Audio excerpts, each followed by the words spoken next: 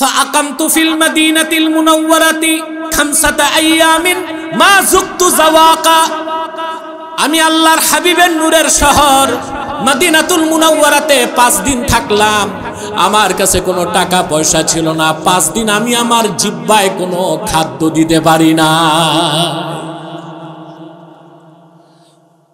পরিশেষে তিনি আল্লাহর হাবিবের জান্নাতুল ফেরদাউস রওজা মুবারকের সামনে যে আল্লাহর হাবিবের কদমের সামনে দাঁড়ায় বললেন, আনা দাইফুকা ইয়া রাসূলুল্লাহ, আয় আল্লাহর হাবিব, আমি আপনার নগণ্য মেহমান। আজকে 5 দিন মদিনা মুনাওয়ারাতে আছি, কোনো কিছু আমার জিহ্বায় দিতে পারি নাই। রোনা জারি করে তিনি আল্লাহর হাবিবের জান্নাতুল ফেরদাউস রওজা মুবারকের পেছনে ঘুমায় গেলেন। আবুল খায়র আক্তা বলেন, ফারাআইতু ফিল মানামি আন-নাবিয়্য সাল্লাল্লাহু আলাইহি ওয়াসাল্লাম ওয়া আন ইয়ামিনিহি আবু বকর ওয়া আন শিমালিহি ওমর ইবনুল খাত্তাব। আমি দেখি, ঘুমের মধ্যে দেখি স্বয়ং আল্লাহর হাবিব আমার দিকে আসতেছেন। ডানে সিদ্দিক আকবর, বামে হযরত ওমর। আলী দৌড়ায় সামনে আসতেছে। ফাহাররাকানি আলীউন ফাকালা কুম কদ জাআ রাসূলুল্লাহ। হযরত আলী এসে আমার এক ধাক্কা দিয়ে বলল, দাঁড়া, আল্লাহর রাসূল এসেছেন। আমি দাঁড়িয়ে গেলাম। ফাআতানি রাসূলুল্লাহ সাল্লাল্লাহু আলাইহি ওয়াসাল্লাম রাগীফা। আল্লাহর হাবিব আমার হাতে একটা রুটি তুলে দিলেন। স্বপ্নে খেতে লাগলাম। এমন স্বাদের রুটি জীবনে খাই নাই, এমন সুন্দর গ্রান কোন রুটি জীবনে সঙ্গী নাই। অর্ধেক রুটি খাওয়ার পর ঘুম ভেঙে গেল। চোখ খুলে দেখি আমার হাতে রাসূলুল্লাহর দেওয়া রুটির অর্ধেকটা তখনও রয়ে গেছে। ونعوذ بالله من شرور أنفسنا ومن سيئات أعمالنا من يهده الله فلا مضل له ومن يضلله فلا هادي له ونشهد أن لا إله إلا الله وحده لا شريك له ونشهد أن سيدنا وحبيبنا ومولانا محمدا عبد الله ورسوله صلى الله عليه وعلى آله وصحبه وسلم الذي أكمل الله به قصر النبوة أي ختم الله به النبوة وحكما لا نبي بعده وأعلن في القرآن بالبرهان أن محمدا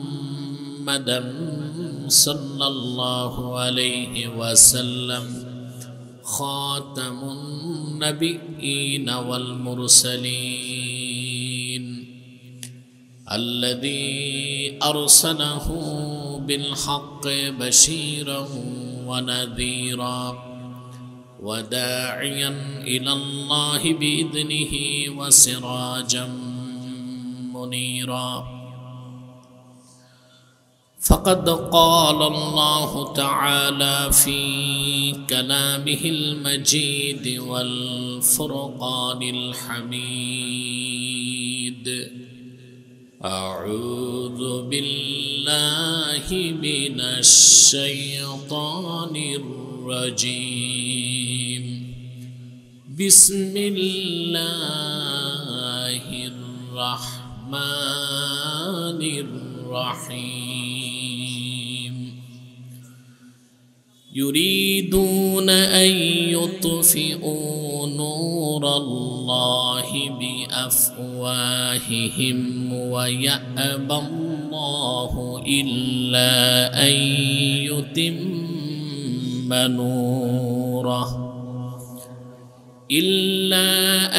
يتم نوره ولو كره الكافرون হুয়াল্লাযী আরসালা রাসূলাহু বিল হুদা ওয়া দীনিল হক লিইয়ুযহিরাহু আলাদ-দীনি কুল্লিহি ওয়ালাউ কারিহাল মুশরিকুন।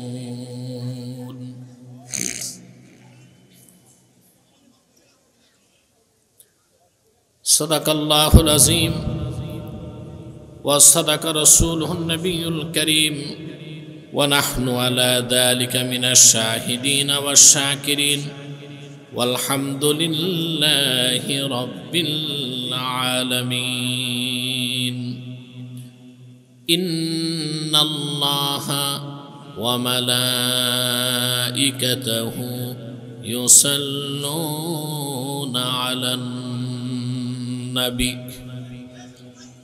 ইয়া আইয়ুহাল্লাযীনা আমানু সাল্লু আলাইহি ওয়া সাল্লিমু তাসলিমা। আল্লাহুম্মা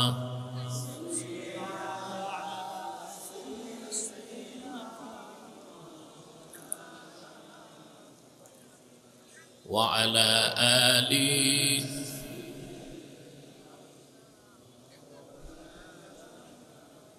জবান খুলে ইখলাসের সাথে পড়ি আল্লাহুম্মা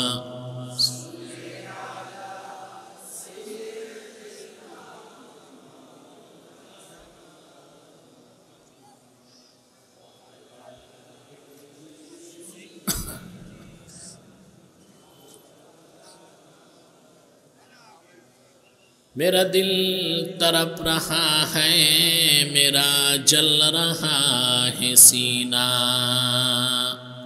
ये दवा वही मिलेगी, मुझे ले चलो मदीना। अल्लाहुम्मा सल्ले अला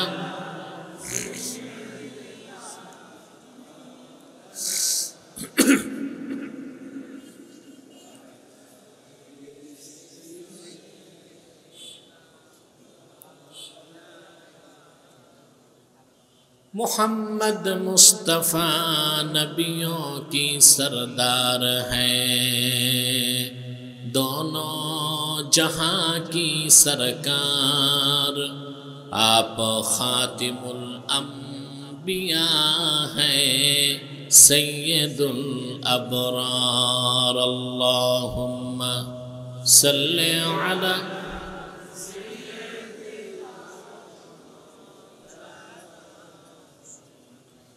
वअला आलि सय्यिदिना।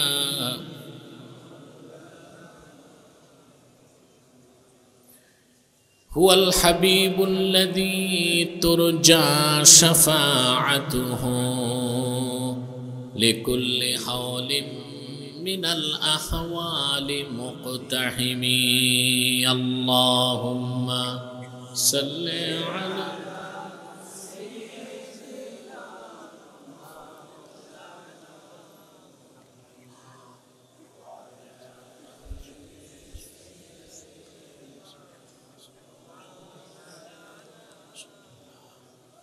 मुहम्मदुन रसूलुल्लाहि सल्लल्लाहु अलैहि वसल्लम ख़तमल्लाहु बिहिन नुबुव्वा व हकमन ला नबिय्य बअदहु बलगल उला बिकमालिही हसनत जमीअ ख़िसालिही।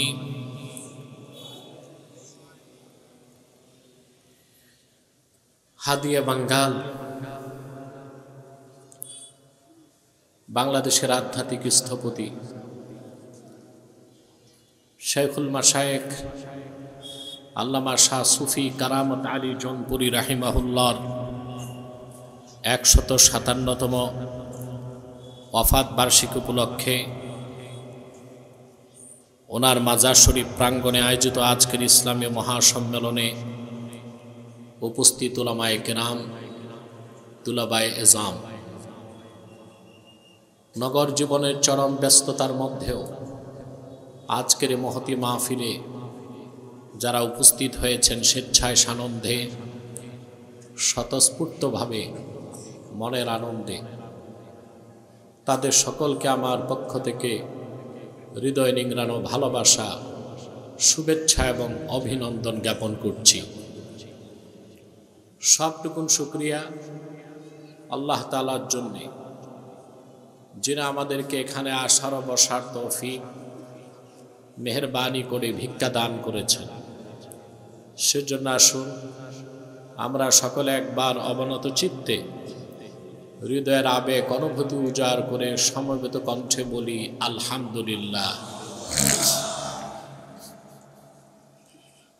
অগণিত অসংখ্য দরুদ ও সালাম আল্লাহর সৃষ্টির প্রধান আকর্ষণ, বিশ্বসভার সভাপতি, সকল নবী রাসূলগণের মাথার তাজ, শামসুল হিদায়াত, বদরুদ্দুজা, সাইয়্যিদুস সাকালাইন, ইমামুল মুরসালিন, খাতামুন নবিয়্যিন আল মুরসালিন, আফতাবে নবুওয়াত, শাহনশাহে রিসালাত, সরকারে দো জাহাঁ, সুলতানুল মদিনা, নবিয়ুল আম্বিয়া, হুজুরে আকরম, নূরে মুজাসসাম, নূরুন আলা নূর, সাইয়্যিদিনা হাবিবিনা শফিঈনা মাওলানা মুহাম্মদ সাল্লাল্লাহু আলাইহি ওয়াসাল্লামার উপর আল্লাহ তাবারাকা ওয়া তাআলা যাকে আজ থেকে প্রায় ১৫০০ বছর আগে প্রেরণ করেছেন, সর্বশ্রেষ্ঠ ও সর্বশেষ নবী ও রাসূল হিসেবে, যার পরে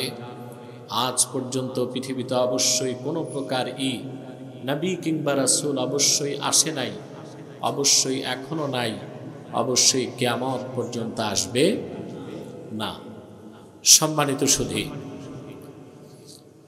আল্লাহর ওলির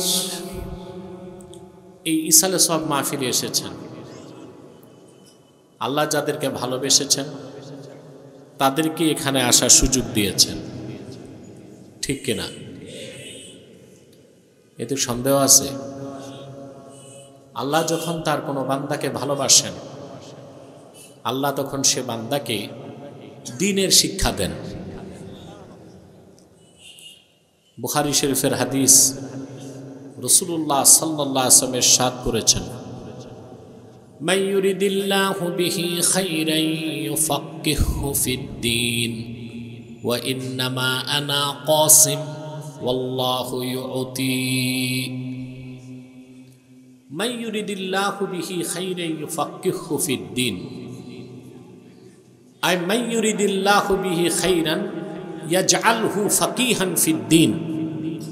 আল্লাহ যখন তার কোনো বান্দাকে পছন্দ করেন, আল্লাহ তার সে বান্দাকে দ্বীনের সমঝ দান করে দ্বীনের সমঝদার বানায় দেন। মাইক সেটিং করো, পরিষ্কার আওয়াজ লাগবে। মাইকম্যান কোথায় এসে? সাউন্ডটা পরিষ্কার করতে হবে, আওয়াজ বেশি দরকার নাই, কম আওয়াজ হোক, পরিষ্কার আওয়াজ চাই। তো আল্লাহ আমাদের পছন্দ করেছেন বলে আসতে পেরেছি, ঠিক না ভাই? এতে আমরা খুশি না বেজার? আমরা এসেছি দ্বীন শিখতে, আল্লাহর ওলির রুহানি তাওয়াজ্জু নিতে। আপনারা ভাবতে পারেন আল্লাহর ওলি তো কবরে আছে, আসলে কি লাভ? কিছু মৌলবী এরকম বিভ্রান্তি ছড়ায়। আল্লাহর ওলি ইন্তেকাল করলে ইবনে আবিদিন শামী লেখেন, আল্লাহর ওলির রুহানি ক্ষমতা ৭০ গুণ বাড়ে। কত গুণ? অথচ আমরা কিতাবপত্রের খবর নাই, মূর্খদের মতে বলি যে আল্লাহর ওলি শুয়ে আছে, আসলে কি হবে? এরকম বলার লোক আছে না নাই? এটা জাহালাত, এটা মূর্খতা, এটা অকৃতজ্ঞতা। মোল্লা আলী কারি লেখেন, ইদা তাজাররাদাতিন নুফুসুল কুদসিয়্যাহ মিনাল আলাইকে ইত্তাসালাত ইলাল মালাইল আ'লা। আল্লাহর নেককার বান্দাদের রূহ যখন দেহপিঞ্জরা থেকে আলাদা হয়, ঊর্ধ্ব জগতে ফেরেশতাদের সাথে মিলিত হয়ে যায়। ফেরেশতা যেমন অসংখ্য জায়গা দেখে, আল্লাহর ওলি রুহানিভাবে অসংখ্য জায়গা দেখে। সুবহানাল্লাহ। তা আল্লাহর ওলির এখানে আসছেন, লাভ আছে না? কথা বলেন। আবার এসেছেন দিন শিখতে। দিন শিখতে মানুষ যখন বের হয় তো তার মর্যাদা বেড়ে যায়।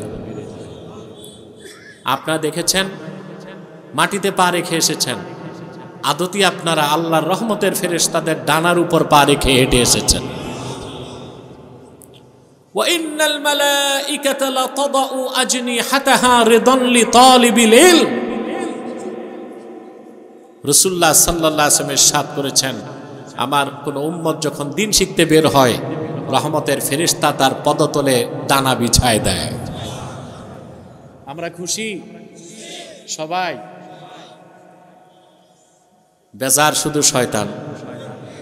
বেজার কে? একটু পরে আমরা সম্মিলিত মুনাজাতের মাধ্যমে বিদায় নিব।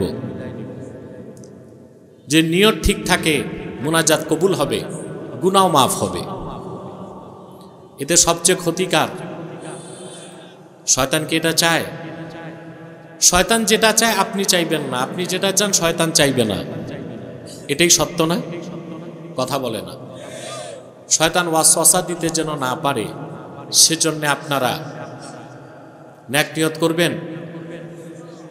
আমরা নিয়ত করছি কিছুক্ষণ পরে আজকের বিদায় মোনাজাত করে গুনাহ মাফ করে নিষ্পাপ বেহেশতি আল্লাহওয়ালা হয়ে বাড়ি যেতে চাই। কারা কারা হাত তুলে আল্লাহ তাআলাকে দেখেন।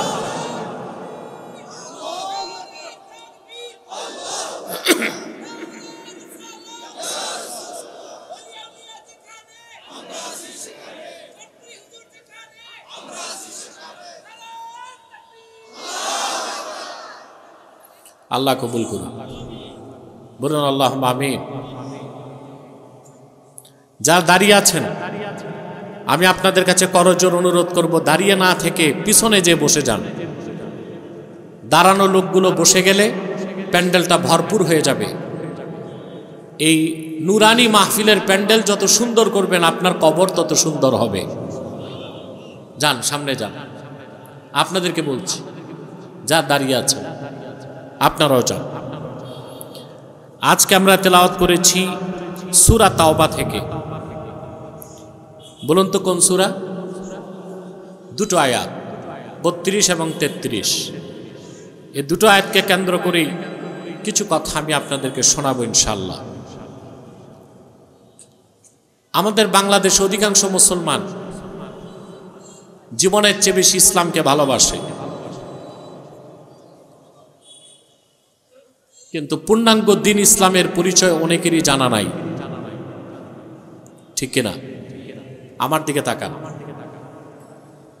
আমাদের বাংলাদেশে অধিকাংশ মুসলমান জীবন থেকে বেশি ইসলামকে ভালোবাসে, কিন্তু পূর্ণাঙ্গ দিন ইসলামের পূর্ণাঙ্গ পরিচয় অনেকেরই জানা নাই। দিন সম্পর্কে সঠিক ধারণা না থাকার কারণে আমরা অনেক বদ্দিন কাজে জড়িত হয়ে যাচ্ছি। ইসলামকে ভালোবাসার পরও অনিচ্ছায় আমাদের দ্বারা ইসলাম বিরোধিতা হয়। ইসলামের সুমহান আদর্শের বিরুদ্ধে আমাদের অবস্থান ফুটে ওঠে। তার একমাত্র কারণ দিন সম্পর্কে আমাদের সম্যক পরিপূর্ণ ধারণা না থাকা। এখন আপনি যদি দিন ইসলামকে পুরা না চিনেন, আপনি কি পুরা মুসলিম হতে পারবেন? আল্লাহর নির্দেশ কি? পরিপূর্ণ মুসলিম হতে হবে, ঠিক না? ইয়া আইয়ুহাল্লাযীনা আমানুত্তাকুল্লাহা হাক্কা তুকাতিহি ওয়া লা তামুতুন্না ইল্লা ওয়া আনতুম মুসলিমুন। হে ইমানদারগণ, মহান আল্লাহকে যথাযথ ভয় করো আর পরিপূর্ণ মুসলিম না হয়ে মৃত্যুকে আলিঙ্গন করো না।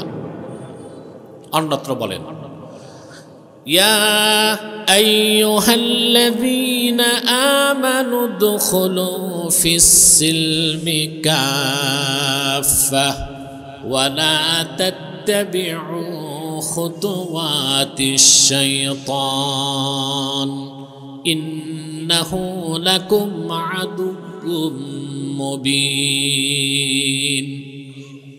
হে ইমানদারগণ, বিশ্বাসীগণ, পরিপূর্ণভাবে ইসলামে প্রবেশ করো, শয়তানের পদাঙ্ক অনুসরণ করো না, নিশ্চয়ই শয়তান তোমাদের প্রকাশ্য শত্রু।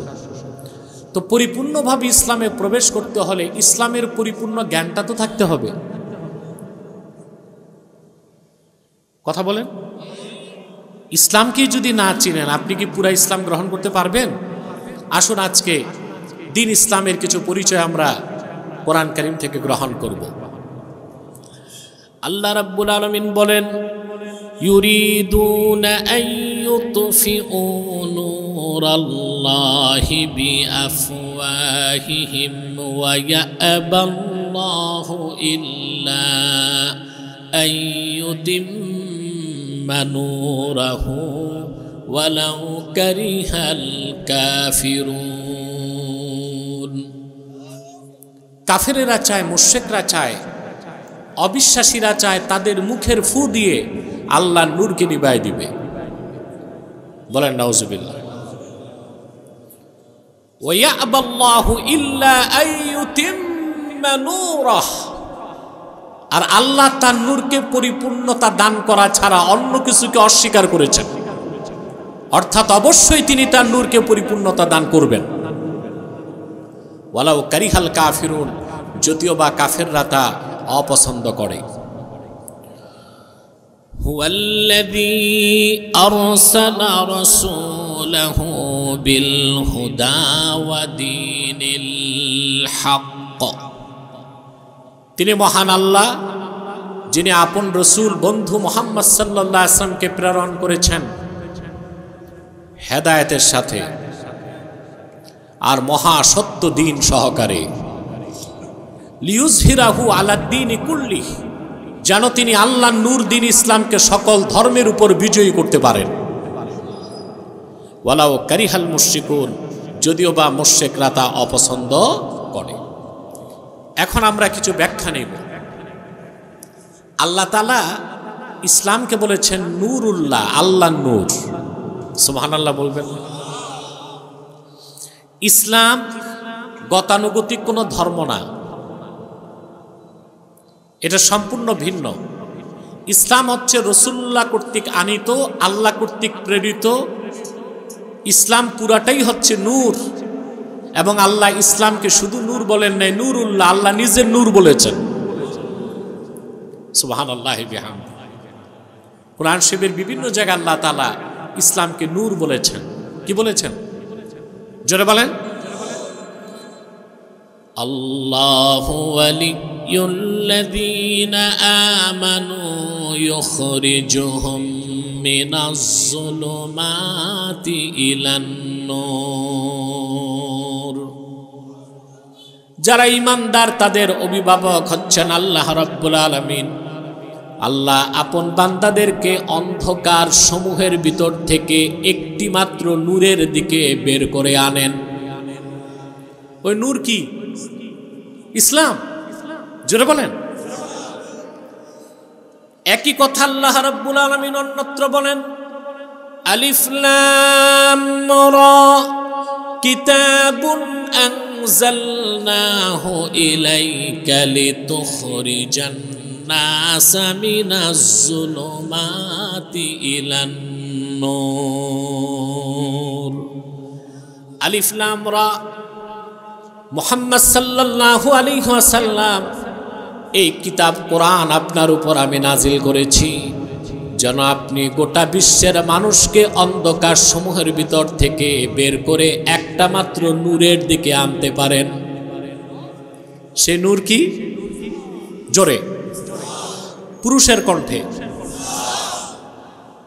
অন্যত্র আল্লাহ তাআলা তার দ্বীনকে নূরুল্লাহ বলেছেন। ইউরিদুনা আন ইউতফিউ নূরাল্লাহি বিআফওয়াহিহিম ওয়াল্লাহু মুতিম্মু নূরিহি ওয়ালাউ কারিহাল কাফিরুন।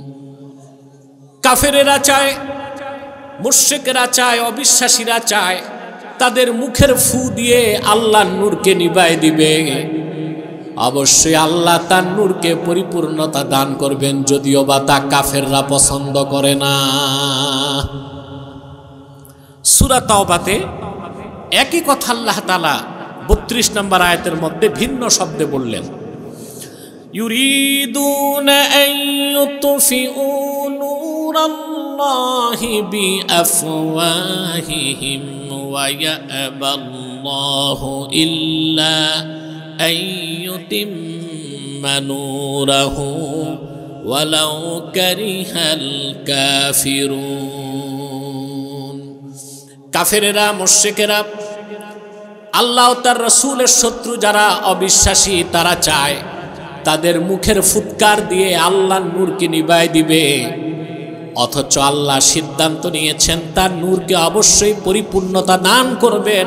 আল্লাহ তার নূরকে পরিপূর্ণতা দান করা ছাড়া অন্য সব কিছুকে অস্বীকার করেছেন। এখানে একটা সূক্ষ্ম বিষয় খেয়াল করতেছেন, দুই পাশে কথা না বললে খুশি হই। আর আপনাদের অনেকের বুঝতে পারছি আমি, ঘোড়া রোগ আছে, ঘোড়া বসতে পারে না, ঘোড়া বসতে পারে না। আপনারা অনেকে ওয়াজ শুনবেন কিন্তু দাঁড়ায়া বসবেন না, এটা একটা ঘোড়া রোগ। সামনে যে যদি বসতেন আমাদের পরিবেশটা আরো কত চমৎকার হয়ে যেত। পিছনেও যারা দাঁড়িয়ে আছেন আমি বলবো আল্লাহর হস্তে বসে যান, বসে আদব রক্ষা করলে এলমের নূর বেশি পাবেন ইনশাআল্লাহ। আল্লাহ তাআলা বললেন কাফিরেরা, মুশরিকেরা চায় তাদের মুখের ফু দিয়ে আল্লাহর নূর নিভায় দিবে। তো মুখের ফুয়ের কথা আসছে কেন? হাত দিয়ে এটা বলা হয় নাই, মুখের ফু দিয়ে কেন? তার কারণ ইসলামের বিরুদ্ধে যুগে যুগে কাফের মুশরিকদের সকল বক্তব্য হয় মুখ দিয়ে। কি দিয়ে? ইসলাম বিরোধী যত কথা, চক্রান্ত, ষড়যন্ত্র, ন্যারেটিভ, মিথ্যা মতাদর্শ ইসলামের বিপক্ষে সব হয় কি দিয়ে? আর মুখ দিয়ে যা হয় এজন্য বাতাস লাগে। কি লাগে? বাতাস ছাড়া কথা হয়? কথা জাগে মনে। কোথায় জাগে? কথা বলাটাও তো আল্লাহর একটা কুদরত। সুবহানাল্লাহ বলবেন না? আমরা দেখি দুই ঠোঁট ঘর্ষণ হয়, কথা হয়, বিষয়টা কি তাই? কথা জাগে মনে, কথা সাজায় মাথা, ফুসফুস বাতাস সাপ্লাই করে। মানুষের কণ্ঠে আল্লাহ একটা যন্ত্র লাগায় রেখেছেন, ভোকাল কর্ড, ষড়যন্ত্র। কি এটা? ষড়যন্ত্র, কনস্পিরেসি না, ষড়যন্ত্র। এটা পশুকে দেওয়া হয় নাই, এজন্য পশু কথা বলতে। কথা জাগে মনে, কথাকে সাজায় মস্তিষ্ক, ফুসফুস বাতাস সাপ্লাই করে মনের কথা কণ্ঠনালীর মাধ্যমে ষড়যন্ত্রে প্রসেসিং হয়ে দুই ঠোঁটের ঘর্ষণে অক্ষরে রূপ নিয়ে কথা হয়ে যায়। এই কথা বলার জন্যে বাতাস লাগে। কি লাগে? বাতাস লাগে। তো ইসলামের বিরুদ্ধে যত কথা, সব তো কথা, সব কি? আল্লাহ এটাই বলেছেন যে এই কাফেরেরা, মুশরিকরা এত নির্বোধ যে ওদের কথা দিয়া, ন্যারেটিভ দিয়া, মুখের ফু দিয়া আল্লাহর নূর নিভাইতে চায়, যা কোনোদিন সম্ভব না। সুবহানাল্লাহ বলেন। আল্লাহ বলেছেন যে আল্লাহ তার নূরকে পরিপূর্ণতা দান করা ছাড়া অন্য কিছুকে অস্বীকার করেছেন। আল্লাহ তার নূরকে পরিপূর্ণতা করছেন কিনা? কথা বলে না। দ্বীন ইসলামের দাওয়াত নিয়ে একজন দুইজন নন, লাখের উপর পয়গম্বর আল্লাহর পক্ষ থেকে এসেছেন, দ্বীনের দাওয়াত দিয়েছেন, দ্বীন পরিপূর্ণ হয় নাই। কিন্তু তোমার নবী, আমার নবী, সৃষ্টিকুলের নবী মুহাম্মদ মুস্তাফা সাল্লাল্লাহু আলাইহি ওয়াসাল্লাম ১৫০০ বছর আগে মাত্র ২৩ বছর দ্বীনের দাওয়াত দিয়েছেন। আল্লাহ রাব্বুল আলামিন তার নূর দ্বীন ইসলামকে পরিপূর্ণ করে দিয়েছেন। রাসূলুল্লাহ সাল্লাল্লাহু আলাইহি ওয়াসাল্লাম ২৩ বছর দাওয়াত দিয়েছেন। শুধু দাওয়াত দিয়েছেন তাই নয়, দ্বীনের পক্ষে তিনি ২৭টি যুদ্ধে নেতৃত্ব দিয়েছেন। রাসূলুল্লাহ সাল্লাল্লাহু আলাইহি ওয়াসাল্লাম নিজে যে যুদ্ধে গিয়েছেন ওটা গাজওয়া। ওটা কি? গাজাওয়াত হয়েছে ২৭টা। সুবহানাল্লাহ বলবেন না? কতটা? বাকিগুলো সারিয়া, জুয়ুস এবং বুউস। সুবহানাল্লাহি বিহামদিহি। আমার ভাইয়েরা, পূর্বে নবীর পরে নবী আসতো, কারণ থাকতো তিনটা। কয়টা? পূর্বে যত নবী এসেছেন আদম থেকে ঈসা, তারা প্রত্যেকে ছিলেন আঞ্চলিক নবী। এক অঞ্চলে একজন নবী আসতেন, আরেক অঞ্চলের জন্য আরেকজন নবী প্রয়োজন হতো, আল্লাহ পাঠাতেন। সেজন্য দেখা যায় একই সময় দুই দেশে দুই নবী ছিলেন। কেনানে নবী ছিলেন ইয়াকুব, মিশরে নবী ছিলেন তার ছেলে ইউসুফ। ঠিক কিনা? একই যুগে একই দেশে দুই নবী ছিলেন, হারুন, মুসা। হারুন আলাইহিস সালাম বড় ভাই, মুসা আলাইহিস সালাম ছোট ভাই। দুইজনই কি ছিলেন? পূর্বের নবীগণ ছিলেন আঞ্চলিক নবী, একটা অঞ্চলের জন্য। আরেক অঞ্চলে আরেক নবী লাগতো, আল্লাহ পাঠাতেন। কিন্তু আখিরি নবী মুহাম্মদ সাল্লাল্লাহু আলাইহি ওয়াসাল্লামকে আল্লাহ রাব্বুল আলামিন আরব দেশে প্রেরণ করেছেন, মক্কাতুল মুকাররমায় মা আমেনার ঘরে। তিনি শুধু আরববাসীর জন্য আসেন নাই, তিনি গোটা সৃষ্টি জগতের নবী হিসেবে এসেছেন। আল হাবিলিল ফাতাওয়া, এই বিখ্যাত কিতাব ইমাম সুয়ুতি লেখেন, রাসূলুল্লাহ সাল্লাল্লাহু আলাইহি ওয়াসাল্লাম শুধু পৃথিবীর মানুষদের জন্য প্রেরিত হন নাই, বরং জিবরিল, মিকাইল, ইসরাফিল সহ সমস্ত ফেরেশতাদেরও তিনি নবী। শুধু তাই না, তিনি নবীউল আম্বিয়া, 1 লক্ষের উপর পয়গম্বরের নবী। আমাদের মধ্যে অনেকেই ইলমে মারিফতের নূর অন্তরে না থাকার কারণে রাসূলুল্লাহর সম্মান মর্যাদা বুঝি না। একে তো বুঝি না, আবার রাসূলুল্লাহর সম্মান মর্যাদার পক্ষে কথা বললে বেদাত খোঁজার চেষ্টা করে, শিরক খোঁজার চেষ্টা করে। আসলে তার ভিতরই সব বেদাত, শিরক, মুনাফিকি, গাদ্দারি। ঠিক কিনা বলে? প্রিয় বন্ধুগণ, রাসূলুল্লাহ সাল্লাল্লাহু আলাইহি ওয়াসাল্লাম এসেছেন ১৫০০ বছর আগে গোটা বিশ্ব মানবতার কল্যাণে। রাসূলুল্লাহকে বিশ্বনবী বললেও কথাটা পুরা প্রকাশ পায় না। বিশ্বের বাইরেও সৃষ্টি আছে, তিনি সৃষ্টি জগতের নবী। এত আসতে বললেন। আল্লাহ রাব্বুল আলামিন বলেন, ওয়ামা আরসালনাকা ইল্লা রাহমাতাল লিল আলামিন। প্রিয় হাবিব মুহাম্মদ সাল্লাল্লাহু আলাইহি ওয়াসাল্লাম, গোটা সৃষ্টি জগতের জন্য আপনাকে রহমত হিসেবে পাঠিয়েছি। ইমামে শাওকানি তাফসীর ফাথুল কাদিরে লেখেন, আলামিন কাকে বলে? কুল্লু শাইইন মা সিওয়াল্লাহি আযজা ওয়া জাল। আল্লাহ ছাড়া আকাশে জমিনে যা আছে সবটা আলামিন। আল্লাহ হচ্ছেন সবটার রব, রাসূলুল্লাহ হচ্ছেন এই সবটার জন্য রহমত। সুবহানাল্লাহ। নবীর পরে নবী আসতো পূর্বের নবীরা ছিলেন আঞ্চলিক নবী, ঠিক কিনা? কিন্তু মুহাম্মদ সাল্লাল্লাহু আলাইহি ওয়াসাল্লাম তিনি এসেছেন সৃষ্টি জগতের নবী হিসেবে।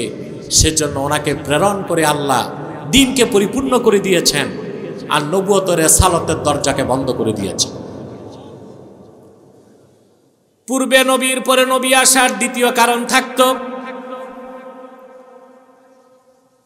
আল্লাহর পক্ষ থেকে নবী যে বার্তা আনতেন, মেসেজ আনতেন, কিতাব কিংবা সহিফা, সেটা সংরক্ষণের দায়িত্ব থাকতো উম্মতের হাতে। নবী চলে যাবার পরে উম্মতের মানুষেরা আল্লাহর কিতাবের মধ্যে ভেজাল ঢুকাই দিত। কি করত? ঈসা ইবনু মারিয়াম আকাশে ওঠার ৬০ বছর পরে তার উপর অবতীর্ণ ইনজিল কিতাব নষ্ট হয়ে গেছে। মুসা নবীর উপর অবতীর্ণ তাওরাত, বখতে নাসার যখন বাইতুল মুকাদ্দাসে হামলা করেছিল, ৭ লক্ষ ইহুদিকে হত্যা করেছিল। বাইতুল মুকাদ্দাসে হযরত দানিয়াল আলাইহিস সালাম তখন জীবিত ছিলেন, তিনি আত্মগোপন করেছেন। বখতে নাসার তাওরাতের সবগুলো কপি আগুনে জ্বালাই দিছে, সবগুলো কিতাব নষ্ট হয়েছে। এই জন্য আল্লাহর পক্ষ থেকে বার্তা বা মেসেজ আনার জন্য, আসার জন্য নবীর পরে নবী আসত। কিন্তু আল্লাহ রাব্বুল আলামিন আখিরি নবী মুহাম্মদ সাল্লাল্লাহু আলাইহি ওয়াসাল্লামের মাধ্যমে যে কোরআন পাঠিয়েছেন, এই কোরআন হেফাজতের দায়িত্ব আবু বকর, ওমর, ওসমানকে দেন নাই, আল্লাহ নিজের হাতেই রেখেছেন।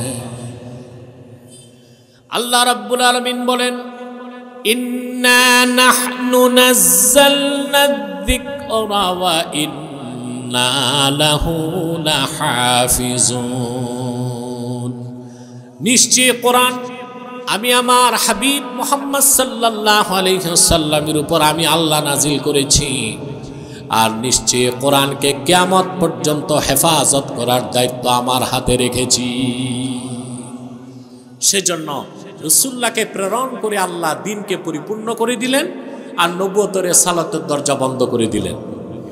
পূর্বে নবীর পরে নবী আসার আরেকটা কারণ থাকতো, একজন নবী দ্বীনের দাওয়াত দিয়ে যেতেন, কিছু বাকি থাকতেই চলে যেতেন। বাকি থাকতেই কথা বলেন। ইমাম রাজি তাফসির কবিরে লেখেন, ইন তারাকা শাইআম মিনান নাসিহাতি ওয়াল বায়ান ইয়াস্তাদরিকুহু মান ইয়াতি বাদাহ। একজন নবী দ্বীনের কাজ যতটুকু করে যেতেন, বাকি থাকতো, আরেকজন আসতো, বাকিটা ধরতো। কিন্তু আল্লাহ রাব্বুল আলামিন আখিরি নবী মুহাম্মদ সাল্লাল্লাহু আলাইহি ওয়াসাল্লামকে প্রেরণ করে আল্লাহ তার নূর দ্বীন ইসলামকে পরিপূর্ণ করে দিয়েছেন। রাসূলুল্লাহ সাল্লাল্লাহু আলাইহি সাল্লাম কিছুই বাকি রেখে যান নাই। 23 বছর তিনি দ্বীনের দাওয়াত দেবার পরে লক্ষাধিক সাহাবীকে সাক্ষী রেখে আল্লাহ কোরআনের আয়াত নাজিল করলেন।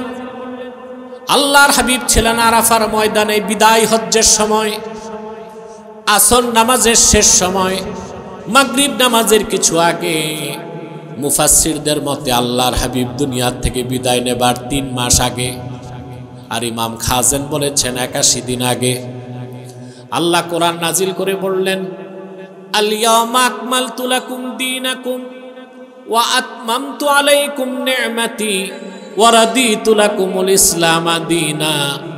আজ আমি তোমাদের জন্য দ্বীন ইসলামকে পরিপূর্ণ করে দিলাম, তোমাদের উপর আমার নেয়ামতকে পরিসমাপ্ত করলাম, আর একমাত্র দ্বীন ইসলামকে আমি আল্লাহ স্বীকৃতি দিলাম। সুবহানাল্লাহ। প্রিয় বন্ধুগণ, আল্লাহ রাসূল সাল্লাল্লাহু আলাইহি সাল্লাম ১,৫০০ বছর আগে এসেছেন, আল্লাহ দ্বীন পরিপূর্ণ করে দিয়েছেন, কিছুই বাকি আর রইল না। সেজন্য রাসূলুল্লাহকে প্রেরণের পরে, দ্বীনকে পরিপূর্ণ করার পরে নবুয়তের রিসালাতের দরজা আল্লাহ চিরতরে বন্ধ করে দিয়েছেন। ওনার পরে আজ পর্যন্ত কোনো প্রকার এই নবী কিংবা রাসূল অবশ্যই আসে নাই, এখনো নাই, কিয়ামত পর্যন্ত আসবে না। প্রিয় বন্ধুগণ, দ্বীন ইসলামের দাওয়াত নিয়ে লক্ষাধিক পয়গম্বর আসছেন, দ্বীন পরিপূর্ণ হয় নাই। মুহাম্মদ সাল্লাল্লাহু আলাইহি সাল্লামকে ১,৫০০ বছর আগে প্রেরণ করে দ্বীনকে আল্লাহ পরিপূর্ণ করে দিলেন। সেই দ্বীনকে আল্লাহ বললেন নূরুল্লাহ, আল্লাহর নূর। সুবহানাল্লাহ বলেন, কার নূর? কার নূর? সুবহানাল্লাহ। একটি কথা কি বলা যায়, লাখের উপর পয়গম্বর হাজার হাজার বছর দ্বীনের দাওয়াত দিয়েছেন, দ্বীন পরিপূর্ণ হয় নাই। আখিরি নবী মুহাম্মদ সাল্লাল্লাহু আলাইহি ওয়াসাল্লাম ১,৫০০ বছর আগে মাত্র 23 বছর দ্বীনের দাওয়াত দিয়েছেন। তাহলে লাখের উপর পয়গম্বরের মেহনত আর দাওয়াত এক পাল্লায় দিলেও আল্লাহর আখিরি নবী মুহাম্মদ সাল্লাল্লাহু আলাইহি ওয়াসাল্লামের মেহনতের ওজন বেশি হয়ে যাবে। সুবহানাল্লাহ। আল্লাহ তার নূরকে পরিপূর্ণ করে দিলেন, পরিসমাপ্ত করে দিলেন। দ্বীন ইসলামকে আল্লাহ বলেছেন নূর, আল্লাহ নূর। বলেন সুবহানাল্লাহি বিহামদি। এখন যে কথাটি ভালো করে বুঝতে হবে, এই দ্বীন ইসলামকে আল্লাহ তাআলা পরিপূর্ণ করে তার নূরকে পরিপূর্ণ করে দিয়েছেন। এই দ্বীনকে আল্লাহ সকল ধর্ম মতাদর্শের উপর বিজয়ী করে দিয়েছেন। যা পরের আয়াতে আল্লাহ তাআলা বলেন, হুয়াল্লাযী আরসালা রাসূলাহু বিল হুদা ওয়া দীনিল হাক্কি লিইয়ুযহিরাহু আলাদ-দীনি কুল্লিহি ওয়ালাউ কারিহাল মুশরিকুন। আল্লাহ পাক বলেন, তিনি তো সেই আল্লাহ যিনি মুহাম্মদ সাল্লাল্লাহু আলাইহি ওয়াসাল্লামকে প্রেরণ করেছেন হেদায়েতের সাথে আর মহাসত্য দ্বীন সহকারে। ইসলামের দুইটা বিশেষণ এখানে আল্লাহ উল্লেখ করলেন দুই আয়াতে। প্রথম আয়াতে বললেন ইসলাম হচ্ছে নূরুল্লাহ, আল্লাহর নূর। দ্বিতীয় আয়াতে বললেন দ্বীনে হক, একমাত্র সত্য দ্বীন হচ্ছে ইসলাম। কেন? লিইয়ুযহিরাহু আলাদ-দীনি কুল্লিহি, যেন মুহাম্মদ সাল্লাল্লাহু আলাইহি সাল্লাম আল্লাহ কর্তৃক প্রেরিত দ্বীন ইসলামকে সকল দ্বীন বা ধর্মের উপর বিজয়ী করতে পারেন। বলেন সুবহানাল্লাহ। আল্লাহ তার রাসূলের দ্বীনকে বিজয়ী করছেন কিনা? দ্বীন ইসলাম ১৫০০ বছর আগে পরিপূর্ণ হয়ে গেছে। দ্বীন ইসলাম ১৫০০ বছর আগে বিজয় লাভ করেছে। আমার দেশে অনেক পীর সাহেব, অনেক আলেম কথায় কথায় বলে আমাদেরকে ভোট দিবেন তো ইসলাম বিজয়ী হবে। কথাটা কি সঠিক? আরে ভাই, তোমার হার আর জিতের সাথে ইসলামের বিজয়ের কি সম্পর্ক? ইসলাম তো আল্লাহর হাবিবের মাধ্যমে বিজয়ী হয়ে গেছে। কোন দল, কোন গোষ্ঠী, কোন মতাদর্শের বিজয়ের মাধ্যমে ইসলামের বিজয়কে চিন্তা করা যাবে না। ইসলাম ১৫০০ বছর আগে বিজয়ী হয়ে গেছে। এখন হচ্ছে আমাদের বিজয়, মুসলমানের। আমরা এটা বলতে পারি যে আমাদেরকে বিজয়ী করলে, ভোট দিলে বাংলাদেশের মুসলমান বিজয়ী হবে। ইসলামের বিজয় আর মুসলমানের বিজয় এক জিনিস। তাহলে আমরা কথা বলতে যে কতটা ভুল কথা বলি, যা সম্পূর্ণ কোরআন শরীফের আয়াতের সাথে সাংঘর্ষিক, ঠিক কিনা? ইসলাম ১৫০০ বছর আগে বিজয়ী হয়ে গেছে। ইসলামের কোনো পরাজয় নাই। মুসলমান যদি ইসলাম মানে বিজয়ী হবে, ইসলাম থেকে সরবে বিপর্যয় ঘটবে, ঠিক কিনা বলে? সেজন্য বলি ভাইয়েরা, আল্লাহ রাব্বুল আলামিন তার আখিরি নবী মুহাম্মদ সাল্লাল্লাহু আলাইহি ওয়াসাল্লামের মাধ্যমে ১৫০০ বছর আগে দ্বীন ইসলামকে বিজয়ী করে দিয়েছেন। দ্বীন ইসলাম হচ্ছে আল্লাহর নূর, দ্বীন ইসলাম হচ্ছে চেরাগে মুহাম্মাদি।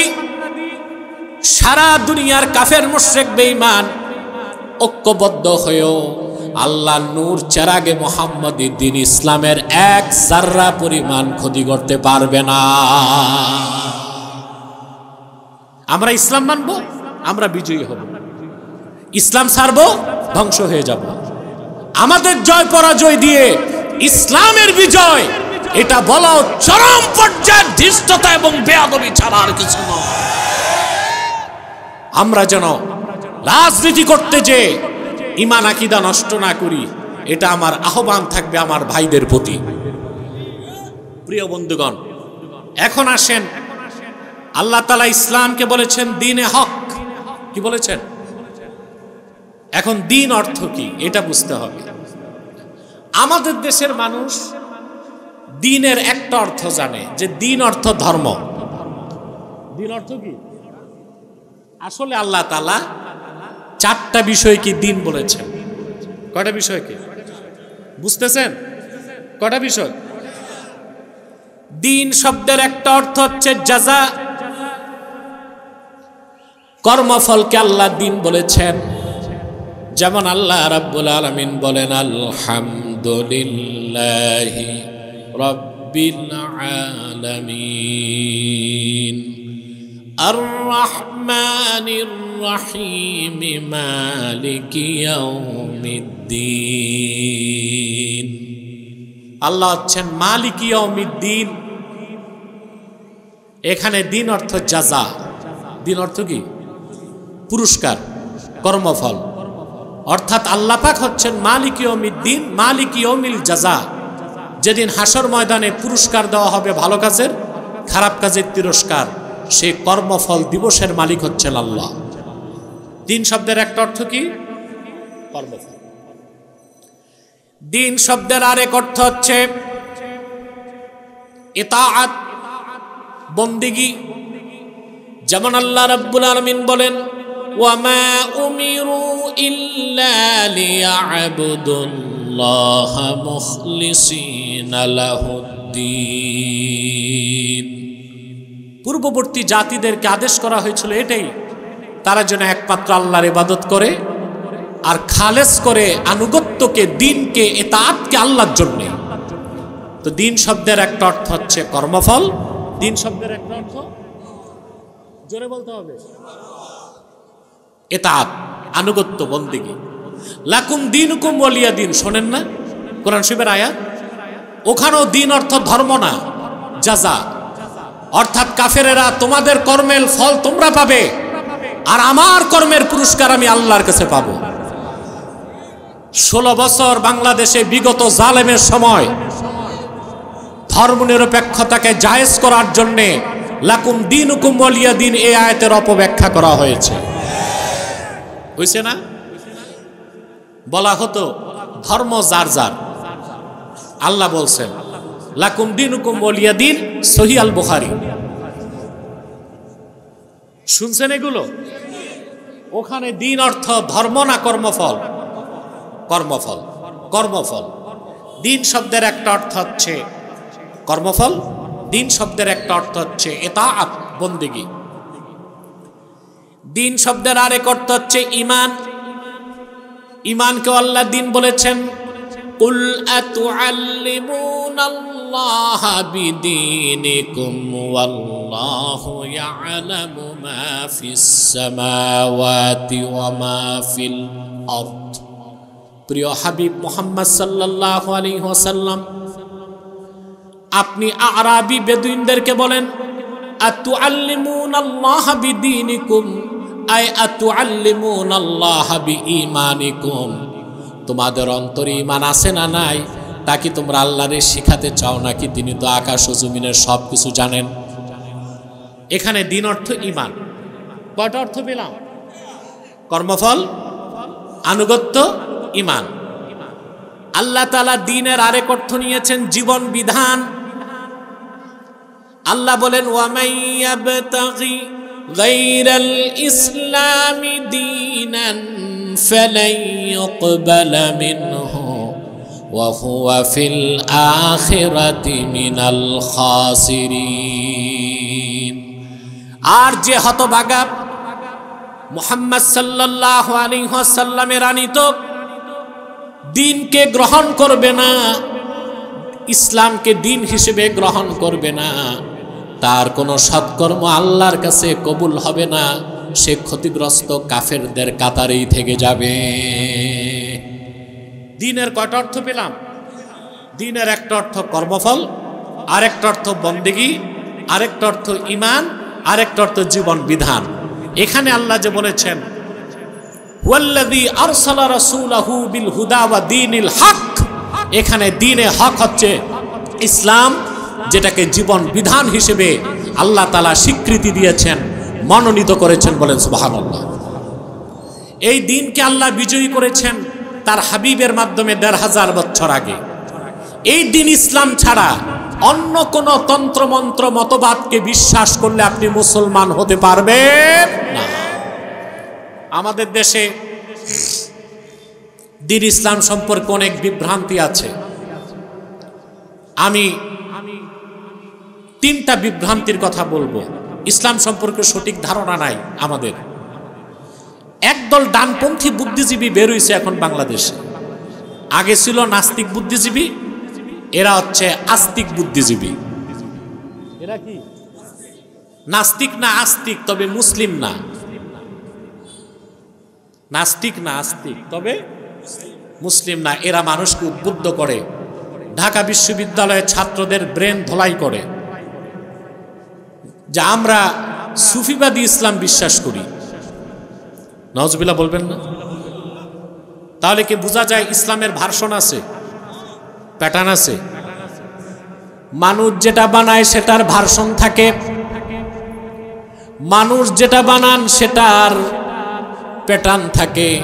ইসলাম তো মানুষ বানায় নাই, ইসলাম হচ্ছে আল্লাহ রসুল কর্তৃক আনিত, আল্লাহ কর্তৃক প্রেরিত। ইসলামের কোনো ভার্সন নাই, কোনো প্যাটার্ন নাই। ইসলাম একটাই, যা আল্লাহর হাবিব মুহাম্মদ সাল্লাল্লাহু আলাইহি সাল্লাম আল্লাহর কাছ থেকে এনেছেন।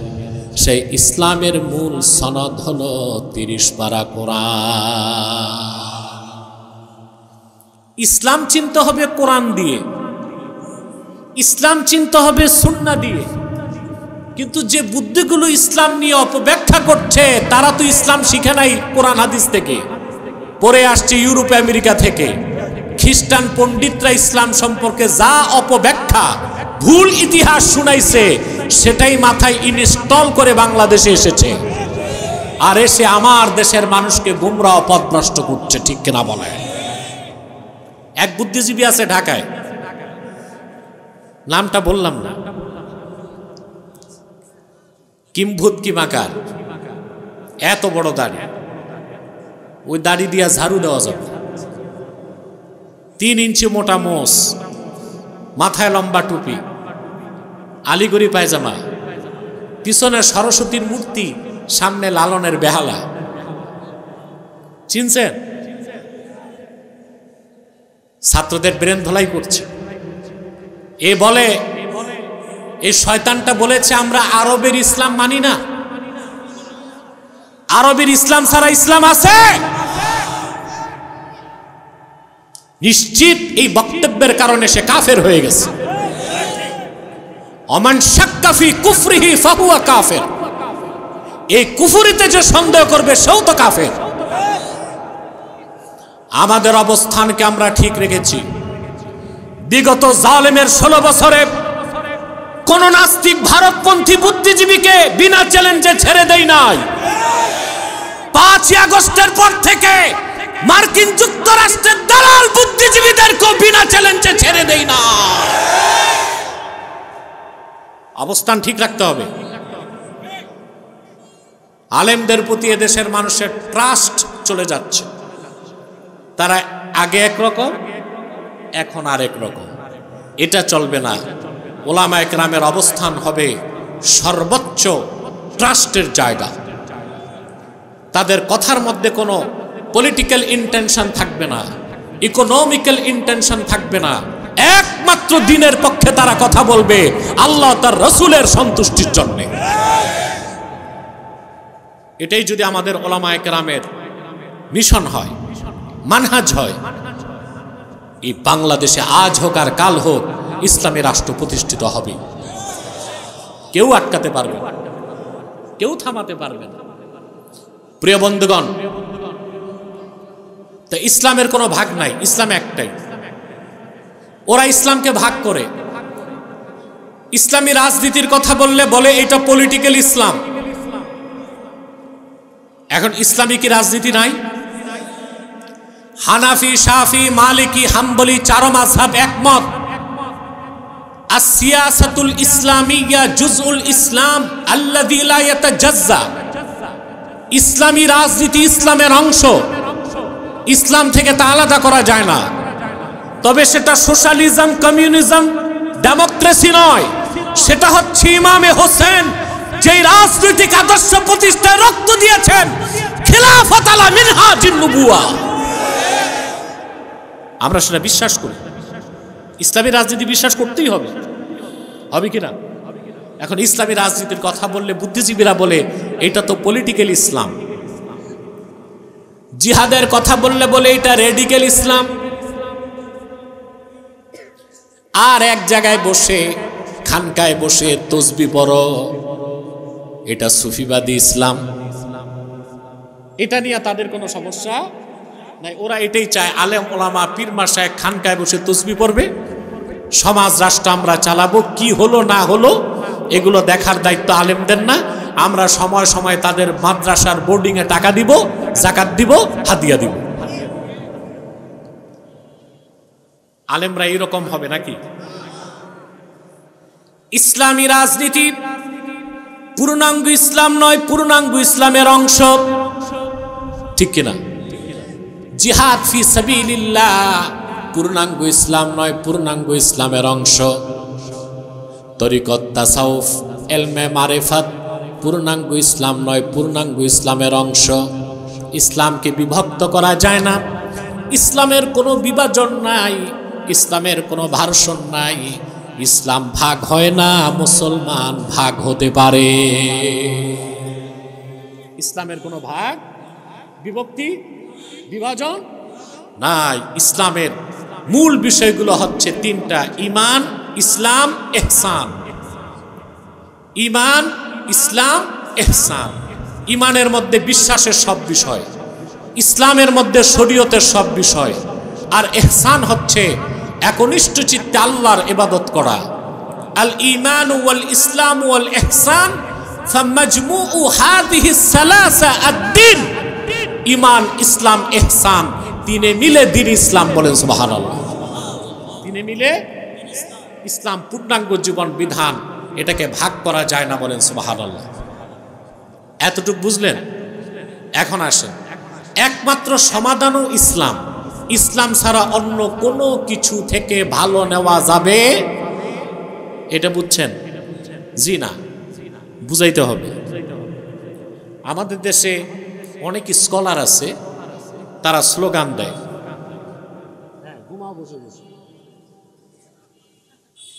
আমাদের দেশে অনেক স্কলার স্লোগান দেয়, no east, no west, Islam is the best. Slogan তো সুন্দর, কিন্তু এখানে বড় ফাঁক আছে। কি আছে? No east, no west, Islam is the best. খুব সুন্দর স্লোগান, ফাঁক আছে। ইসলাম ইজ দ্য বেস্ট মানে ইসলাম সর্বশ্রেষ্ঠ, তবে তার সাথে আরো ধর্ম থাকতে পারে। বলেন নাউজুবিল্লাহ। স্লোগান হবে no east, no west, Islam is the best, Islam is the last, Islam is completed by almighty Allah. ইসলাম শুরু, ইসলাম শেষ, ইসলাম পরিপূর্ণ। ইসলাম রাসূলুল্লাহ কর্তৃক আনিত, আল্লাহ কর্তৃক প্রেরিত পূর্ণাঙ্গ জীবন বিধান। এর বাইরে কোনো কল্যাণ নাই, ভালো নাই, সফলতা নাই, মুক্তি নাই। ঠিক কিনা বলেন মুসলমান? এখন আপনি বলতে পারেন, এটা তো গায়ের জোরের কথা হইল, অন্য ধর্মে কি ভালো কিছু থাকতে পারে না? কথা বলেন, প্রশ্ন আসে কিনা? যেমন ইউরোপ আমেরিকার দার্শনিকগণ তিনটা ধর্মকে সেমেটিক রিলিজিয়ন বলে। কয়টা? সেমেটিক। সেমেটিক আসমানকে বলা হয় আরবিতে সামা, সামা থেকে সেমেটিক, অর্থাৎ যে ধর্মগুলো ঐশ্বরিক, আল্লাহর পক্ষ থেকে এসেছে। হিন্দু ধর্মকে তারা সেমেটিক ধর্ম বলে না, বৌদ্ধ ধর্মকে সেমেটিক ধর্ম বলে না, বলে ইসলাম, আর এর আগে খ্রিস্টান ধর্ম এবং ইহুদি ধর্ম, এগুলো হচ্ছে সেমেটিক ধর্ম। এখন কেউ বলতে পারে অন্য ধর্মগুলোরটা নাই নিলাম, ইসলামের সাথে খ্রিস্টান ধর্ম যেহেতু ঈসা নবীর মাধ্যমে আসছে, ইহুদি ধর্ম মুসা নবীর মাধ্যমে আসছে, ওখানে ভালো কিছু থাকলে কি নেওয়া যাবে না? প্রশ্ন আসে, অন্য কিছু, অন্য কোন ধর্ম থেকে ভালো কিছু নেওয়া যাবে? আমি একটা দলিল দিব আর একটা যুক্তি দিব। দলিল হচ্ছে মুসনাদ ইমাম আহমদ বিন হাম্বল, হাদিসের বিখ্যাত কিতাব। এই হাদিসে প্রায় 40,000 হাদিস ইমাম আহমদ বিন হাম্বল সংকলন করেছেন।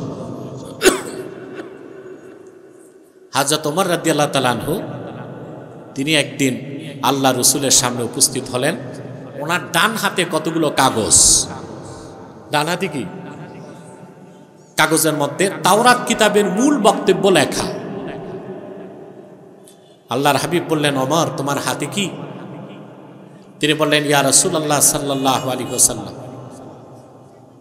বনি কুরাইজা গোত্রে আমার এক দুঃসম্পর্কের ভাই আছে ইহুদি, সে তাওরাত কিতাবের মূল বক্তব্য লিখে দিছে আমার হাতে।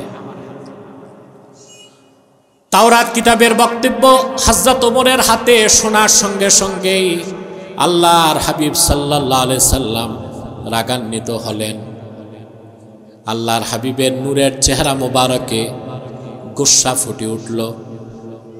হাদিসের রাবি বলেন, আমি ওমরকে বললাম, ওমর, আলা তারা বিওয়াজহি রাসূলিল্লাহি সাল্লাল্লাহু আলাইহি ওয়াসাল্লাম, ওমর, তোমার এই কথায় রাসূলুল্লাহ কতটুকু নারাজ হয়েছেন তুমি কি তা দেখতে পাচ্ছ না?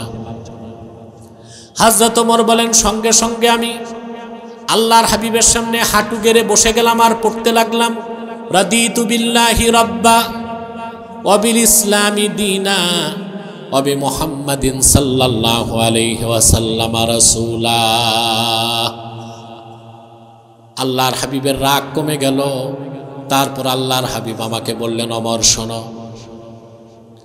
লাউ আসবাহা ফীকুম মূসা, খেয়াল করেন, লাউ আসবাহা ফীকুম মূসা সুম্মা ইত্তাবা'তুমূহু ওয়া তারাকতুমুনি লাদালালতুম। যদি তোমাদের মাঝে এখন মূসা নবী বেঁচে থাকতো আর আমাকে বাদ দিয়া যদি মূসার অনুসরণ করতা, তোমরা সব পথভ্রষ্ট হয়ে যেত। এই হাদিসের ঠিক পরে আরেকটা হাদিস এসছে, রাসূলুল্লাহ সাল্লাল্লাহু আলাইহি ওয়াসাল্লাম বলেছেন, যদি মূসা এখনো জীবিত থাকতো, আমি মুহাম্মদ সাল্লাল্লাহু আলাইহি ওয়াসাল্লামের অনুসরণ করা ছাড়া তারও মুক্তির কোনো ব্যবস্থা থাকতো না। আল্লাহু আকবার।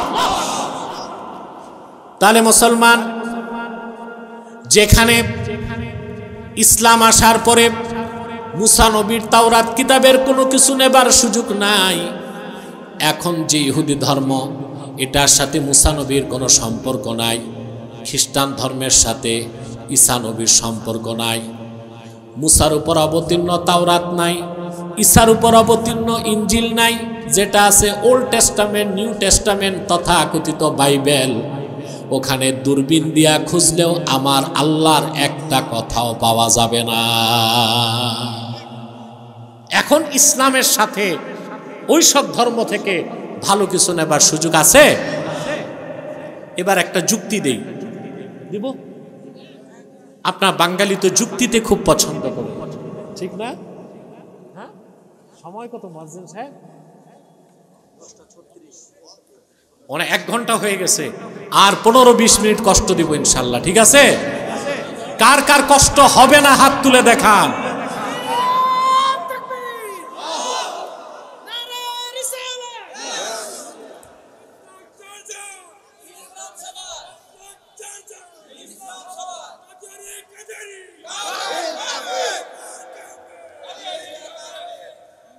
সম্মানিত সুধী, এবার একটা যুক্তি দিচ্ছি আপনাদেরকে। পৃথিবীতে সবচেয়ে এক্সপেন্সিভ ট্রিটমেন্ট হচ্ছে ক্যান্সারের ট্রিটমেন্ট। ক্যান্সার রোগীকে দেওয়া হয় কেমোথেরাপি, এটা জানেন? খুব দামি বিদেশি কেমোথেরাপি, এক বোতলের দামই 70,000 80,000 টাকা। এখন আপনি কেমোথেরাপির ঔষধ কিনেছেন 1 বোতল, ওখানে মেয়াদ আছে 2025 23 নভেম্বর রাত 12টা, ঠিক আছে? 2025 23 নভেম্বর রাত 12টা পর্যন্ত মেয়াদ আছে। 2025 23 নভেম্বর রাত 1টায় ওই 1 শিশি কেমোথেরাপির দাম কত? কারণ মেয়াদ উত্তীর্ণ হয়ে গেছে, ডেট ফেল। ডেট কি? ইসলাম চলে এসেছে, মূসা নবীর আনিত শরীয়ত মেয়াদ উত্তীর্ণ হয়ে গেছে, ঈসা নবীর আনিত শরীয়তের মেয়াদ উত্তীর্ণ হয়ে গেছে। এখন আল্লাহর কাছে একটাই দিন মনোনীত, তা হচ্ছে আল্লাহর হাবিবের আনিত দিন ইসলাম। এই দিনকে আল্লাহ মহাবিজয়ী করে দিয়েছেন সকল মতবাদের উপর, মতাদর্শের উপর। এখন একমাত্র ইসলামের অনুসরণেই মুক্তি এবং কল্যাণ, এর বাইরে মুক্তি ও কল্যাণের কোনো ব্যবস্থা ঠিক কিনা? আল্লাহ রাব্বুল আলামিন সে কথাটিকে স্পষ্ট করে দিয়েছেন, হুয়াল্লাযী আরসালা রাসূলাহু বিল হুদা ওয়া দীনিল হাক্কি লিইয়ুযহিরাহু আলাদ-দীনি কুল্লিহি ওয়ালাউ কারিহাল মুশরিকুন। মুহাম্মদ সাল্লাল্লাহু আলাইহি ওয়াসাল্লামকে আল্লাহ প্রেরণ করেছেন মহাসত্য দিন এবং হেদায়েতের সাথে, যেন তিনি দিন ইসলামকে সকল দিনের উপর বিজয়ী দান করেন। আল্লাহ তার হাবিব মুহাম্মদ সাল্লাল্লাহু আলাইহি ওয়াসাল্লামের আনিত আল্লাহ কর্তৃক প্রেরিত দিনকে সকল ধর্ম মতবাদের উপর বিজয়ী করে দিয়েছেন, বলেন সুবহানাল্লাহ। আমরা সৌভাগ্যবান, সেই দিনকে আমরা গ্রহণ করতে পেরেছি, ঠিক কিনা? এই দিনকে বিশ্বাস, দিন মোতাবেক চলার মধ্যে আমাদের কল্যাণ নিহিত, নাজাত নিহিত, মুক্তি নিহিত। এর বাইরে আমাদের কোনো মুক্তির সফলতার কোনো ব্যবস্থা আছে? আছে? দুনিয়াতেও বিজয় নাই, আখিরাতেও মুক্তি নাই। আল্লাহ রাব্বুল আলামিন কোরআন কারীমে বলে দিয়েছেন, وَمَن يَتَوَلَّ اللَّهَ وَرَسُولَهُ وَالَّذِينَ آمَنُوا فَإِنَّ حِزْبَ اللَّهِ هُمُ الْغَالِبُونَ। আর যারা মহান আল্লাহকে অভিভাবক হিসেবে গ্রহণ করে, মুহাম্মদ সাল্লাল্লাহু আলাইহি ওয়াসাল্লামকে অভিভাবক হিসেবে গ্রহণ করে, আর মুমিনদেরকে বন্ধু বানায়, তারা আল্লাহর দল, আর আল্লাহর দল মহা বিজয় লাভ করবে, বলেন সুবহানাল্লাহ। আমাদের অভিভাবককে এবং আল্লাহর রাসূল, আমাদের অভিভাবককে এবং আল্লাহর রাসূল। হযরত ওমর বলেছেন, আল্লাহু ওয়া রাসূলুহু মাওলা মান লা মাওলা লাহু। যাদের কোনো অভিভাবক নাই, অর্থাৎ মুসলমান, তাদের অভিভাবক হচ্ছেন স্বয়ং আল্লাহ ও আল্লাহর রাসূল, বলেন সুবহানাল্লাহ। কিয়ামত তক আল্লাহ ওনার অভিভাবকত্বকে পালন করবেন। কিয়ামত তক রাসূলুল্লাহ ওনার অভিভাবকত্বকে পালন করবেন, সুবহানাল্লাহ বলবেন।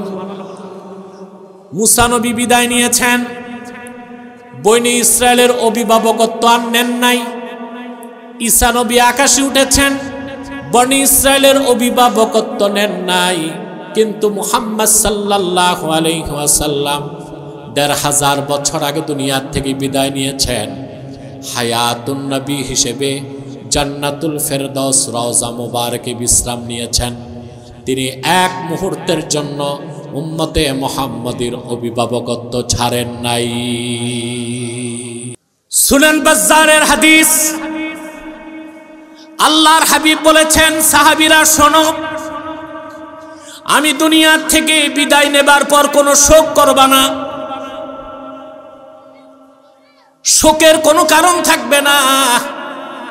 তুরাজু আলাইয়া আমালুকুম ফামা রাআইতু মিন খাইরিন ফাহামিদতুল্লাহ আলাই ওয়া মা রাআইতু মিন শাররিন ফাস্তাগফারতুল্লাহ লাকুম।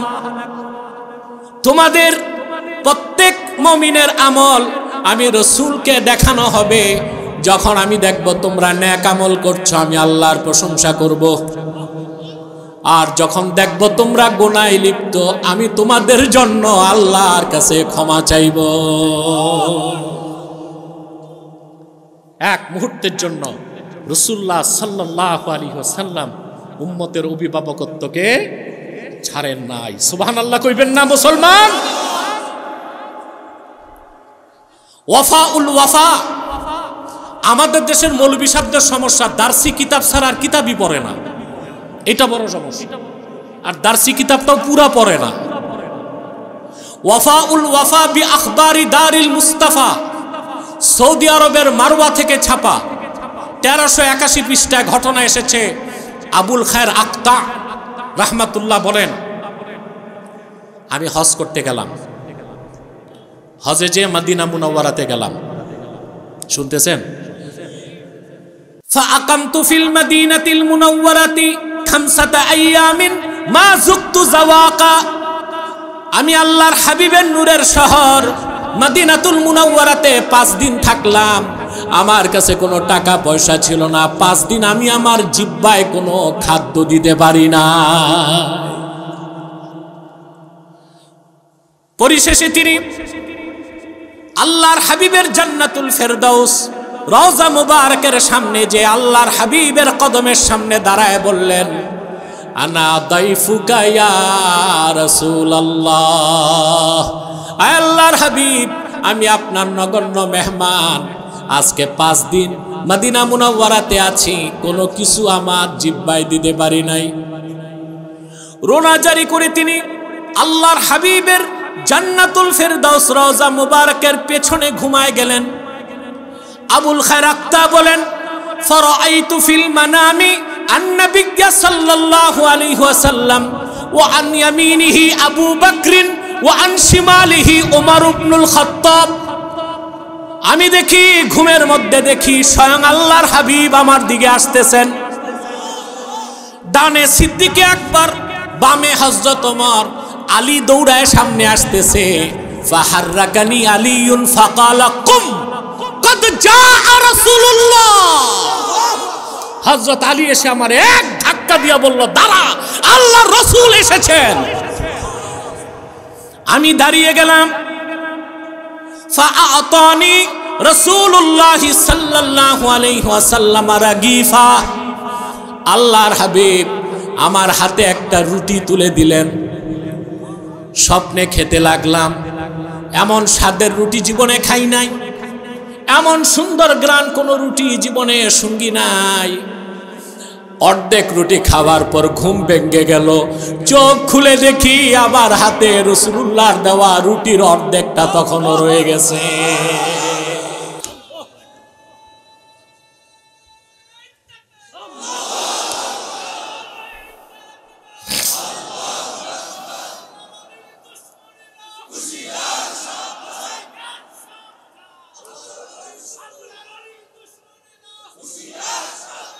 প্রিয় ভাইরা, ইয়াজিদের সৈন্যরা যখন মদিনা মুনাওয়ারাতে হামলা করেছিল, শুনছেন না? মদিনা শরীফে হামলা করছিল না ইয়াজিদ, ইয়াজিদের লোকজন। এই জন্য ইয়াজিদকে আমি মুসলমান মনে করি না, কাফের মনে করি। কোন মৌলবী কি বললো আমার দেখার দরকার নাই। তবে আমার কাছে দলিল এত পরিমাণ আছে, কোনো মৌলবী বসতেও পারবে না ইনশাআল্লাহ। আমার লেকচার আছে 1 ঘন্টার, দেখবেন ইয়াজিদের ব্যাপারে। হযরত মুয়াবিয়াকে নিয়ে আমাদের কোনো প্রশ্ন নাই, কিন্তু ইয়াজিদকে আমরা বেঈমান মনে করি। মদিনা মুনাওয়ারায় এসে তার বাহিনী পাঠিয়েছিল। এত কঠিন হামলা হয়েছিল মদিনাতুল মুনাওয়ারায়, মসজিদ নববীতে 3 দিন আজান হয় নাই। কয়দিন? হযরত সাঈদ ইবনুল মুসাইয়্যিব বলেন, সুবহানাল্লাহ, সাঈদ ইবনুল মুসাইয়্যিব বলেন, লাম ইয়াতি ওয়াক্তু সালাতিন ইল্লা সামি'তুল আযানা মিন কবরি রাসূলিল্লাহ সাল্লাল্লাহু আলাইহি ওয়াসাল্লাম। 3 দিন মসজিদ নববীতে আজান দেবার কেউ ছিল না। আমি মসজিদ নববীতে পালায়েছিলাম। নামাজ কিভাবে পড়ব? আজান তো শোনা যায় না, কিন্তু প্রত্যেক নামাজের সময় আমি আল্লাহ রাসূলের জান্নাতুল ফেরদাউস রওজা মুবারক থেকে আজান শুনেছি। রাসূলুল্লাহ সাল্লাল্লাহু আলাইহি সাল্লাম এক মুহূর্তের জন্য উম্মতের অভিভাবকত্বকে ছাড়েন নাই। ওনার আনিত দিন ইসলামকে আল্লাহ পরিপূর্ণ করে দিয়েছেন, মহাবিজয় করে দিয়েছেন, ঠিক কিনা বলেন? সেই দিন বিশ্বাস আর মানার মধ্যেই আমাদের নাজাত, ঠিক কিনা বলেন ভাই? ঠিক কিনা বলেন ভাই? অতএব আল্লাহর হাবিব মুহাম্মদ সাল্লাল্লাহু আলাইহি সাল্লামের খাঁটি উম্মত হিসেবে ১৫০০ বছর আগে রেখে যাওয়া ওনার দিন ইসলামকে মেনে আমরা পৃথিবীতে কল্যাণ, পরকালে মুক্তি চাই। রাজি আছেন? আলহামদুলিল্লাহি রাব্বিল আলামিন ওয়াল আকিবাতু লিল মুত্তাকিন ওয়াসসালাতু ওয়াসসালামু আলা মুহাম্মাদিন সাল্লাল্লাহু আলাইহি ওয়াসাল্লাম রাহমাতিল লিল আলামিন ওয়া আলা আলিহি ওয়া সাহবিহি আজমাইন। আল্লাহ তাআলা তোমার মকবুল ওলি, যুগশ্রেষ্ঠ সংস্কারক হাদিয়ে বাঙ্গাল শাহ কারামাত আলী জনপুরি রহমতুল্লাহর ১৫৭তম ওয়াফাত বার্ষিক উপলক্ষে আয়োজিত আজকের এই মহাসম্মেলনে গভীর রাতে তোমার হাজার হাজার নেককার বান্দা, পর্দার আড়ালের মা বোন নিয়ে হাত তুলেছি। মাবুদ, এতগুলো মানুষের মধ্যে যার দুটো হাত তোমার ভালো লাগে, তার দুটো হাতের বিনিময়ে আমি সহ তোমার সব বান্দার জিন্দিগির গুনাহ মাফ করে দাও। হৃদয়ের গভীর থেকে দোয়া করি, আল্লাহ তোমার আখিরি নবী নূর নবীজি আমার মুহাম্মদ মুস্তাফা সাল্লাল্লাহু আলাইহি ওয়াসাল্লাম আজ থেকে ১৫০০ বছর আগে দুনিয়ার থেকে বিদায় নিয়েছেন। হায়াতুন নবী হিসেবে জান্নাতুল ফেরদাউস রওজা মুবারকে বিশ্রাম নিয়েছেন। আল্লাহ জীবনে একবার তোমার আখিরি নবী নূর নবীজি আমার মুহাম্মদ মুস্তাফা সাল্লাল্লাহু আলাইহি ওয়াসাল্লামের জান্নাতুল ফেরদাউস রওজা মুবারক উপস্থিত হয়ে গো আল্লাহ, তোমার হাবিবের নূরের কদমে দরুদ ও সালামের হাদিয়া দেবার আগে আল্লাহ তুমি ডাক দিও না। আল্লাহ একবার বা একাধিকবার যারা সোনার মদিনায় নূরের মদিনায় যেতে পেরেছি আল্লাহ, জীবনে বারবার তোমার আখিরি নবী নূর নবীজি আমার মুহাম্মদ মুস্তাফা সাল্লাল্লাহু আলাইহি ওয়াসাল্লামের নূরের শহর মদিনাতুল মুনাওয়ারা জিয়ারতের জন্য তাদের কপালটা খুলে দাও। হৃদয়ের গভীর থেকে দোয়া করি আল্লাহ, তোমার আখিরি নবী নূর নবীজি আমার মুহাম্মদ মুস্তাফা সাল্লাল্লাহু আলাইহি ওয়াসাল্লামের নূরের চেহারা মুবারক স্বপ্নে একবার দেখে গো আল্লাহ, জান্নাত ওয়াজিব হবার আগে তুমি ডাক দিও না। আল্লাহ একবার বা একাধিকবার যারা তোমার আখিরি নবী নূর নবীজি আমার মুহাম্মদ মুস্তাফা সাল্লাল্লাহু আলাইহি ওয়াসাল্লামের নূরের চেহারা মোবারক স্বপ্নে দেখার সৌভাগ্য লাভ করেছে আল্লাহ, জীবনে বারবার দেখার জন্যে তাদের কপালটা তুমি জান্নাতি কপাল বানায় দাও। মাবুদ, আমাদের অনেকের বাবা নাই, অনেকের মা নাই, অনেকের বাবা মা একজনও বেঁচে নাই। যত মানুষের বাবা মা দুনিয়ার থেকে বিদায় নিয়ে অন্ধকার কবরে চলে গেছে আল্লাহ, তাদের সবার কবর আযাব মাফ করে আল্লাহ কবরগুলোকে জান্নাতের বাগান বানায় দাও। মাবুদ, তোমার মকবুল ওলি হাদিয়ে বাঙ্গাল শাহ কারামত আলী জনপুরি রহমতুল্লাহ ওফাত বার্ষিকী উপলক্ষে আজকের মাহফিলে হাত তুলেছি। তোমার ওয়ালি হযরত শাহ কারামত আলী জনপুরি রহমতুল্লাহ রুহানি তাওয়াজ্জু ও ফয়েজ আমাদের সকলকে তুমি দান করে দাও। রব্বুল আলামিন, গুনার বোঝা কাঁধে করে হাত তুলেছি, জানি না এখনো মাপ পেয়েছি কিনা। মাবুদ, তোমার কোরআনকে সামনে রেখে হাজার হাজার মানুষ হাত তুলে বসে আছে আল্লাহ, আমাদের সকলের জিন্দিগির গুনাহ মাফ করে এই মাহফিলটা আমাদের নাজাতের জরিয়া বানায় দাও। রব্বুল আলামিন, পর্দার আড়ালের মা বোন যারা বসে আছেন প্রত্যেককে এক একটি সোনার সংসার দিয়ে দাও। প্রত্যেক মা বোনের গুনাহগুলো মাফ করে দাও। তাদের প্রত্যেকের সন্তানগুলোকে ফরমাবরদার বানায় দাও। আমার যে বোনরা হাত তুলেছে কুমারী বোন, তাদের প্রত্যেকের জন্য এক একজন চরিত্রবান ইমানদার সক্ষম যুবকের দ্বারস্থ তাদেরকে করে দাও। রব্বুল আলামিন, রংপুরের কলিজার টুকরা যুবক বন্ধুগুলোকে তোমার হাতে তুলে দিলাম। প্রত্যেক যুবককে খাঁটি ইমানদার বানায় দাও, সহি আকীদার ধারক বানায় দাও, আহলুস সুন্নাল জামাতের অনুসারী বানায় দাও।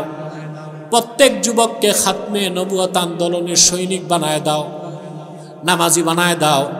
যারা বেকার তাদের কর্ম দাও, যাদের ব্যবসা আছে ব্যবসায় বারাকা দাও, আর যারা বিদেশ যেতে চায় বিদেশ যাবার স্বপ্ন পূরণ করে দাও। আল্লাহুম্মা আইন্না আলা তাআতিক ওয়া যিকরিক ওয়া শুকরিক ওয়া হুসনি ইবাদাতিক। আল্লাহুম্মা হাব্বিব ইলাইনাল ঈমান ওয়াল কুরআন ওয়া যায়্যিনহুমা ফি কুলুবিনা ওয়া কাররিহ ইলাইনা শিরকা ওয়াল কুফরা ওয়াল ইসয়ান ইয়া হান্নান ইয়া মান্নান ওয়া ইয়া মুনাজ্জিলাল কুরআন ইয়া হাইয়্যু ইয়া কাইয়্যুম বিরহমাতিকা নাস্তাগীস আসলিহ লানা শানানা কুল্লাহ ওয়া লা তাকিলনা ইলা আনফুসিনা তারফাতা আইন ফাতিরাস সামাওয়াতি ওয়াল আরদ আনতা ওয়ালিয়ুনা ফিদ দুনিয়া ওয়াল আখিরাহ তাওয়াফানা মুসলিমিন ওয়া আলহিকনা বিস সালিহিন। আল্লাহুম্মা আনসুরিল মুসলিমিন, আল্লাহুম্মা আনসুরনা আলাল কওমিল কাফিরিন আল মুরতাদ্দিন আল মুখজিলিন। اللهم اخذل من خذل دين محمد صلى الله عليه وسلم واخذل من أنكر توحيدك ورسالة نبيك وعقيدة ختم النبوة ولا تجعلنا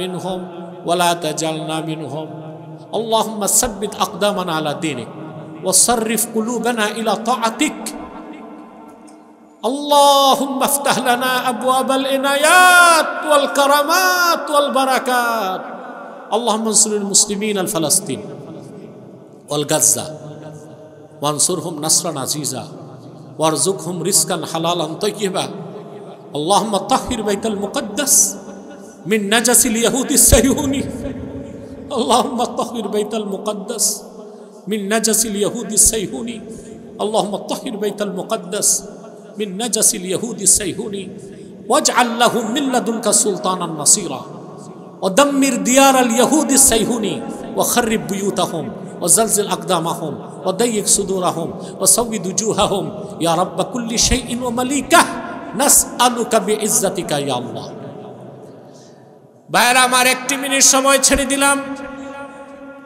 আল্লাহর ওলির মাজার প্রাঙ্গণে আছেন চক্ষুটা বন্ধ করুন দিলটা নরম করুন মাথাটা নত করুন আল্লাহ আর আখিরি নবী নূর নবীজি আমার মুহাম্মদ মুস্তাফা সাল্লাল্লাহু আলাইহি ওয়াসাল্লামের ওসিলা ধরে আল্লাহর কাছে চান যা চাইবেন তাই কবুল হয়ে যাবে যদি পারেন ভাইরা সারা জীবনের গুনার কথা মুনাজাতে মনে করে আমার আল্লাহর কাছে আত্মসমর্পণ করে 2 ফোঁটা চোখের পানি ছেড়ে দিন তওবা কবুল হয়ে যাবে দোয়াও কবুল হয়ে যাবে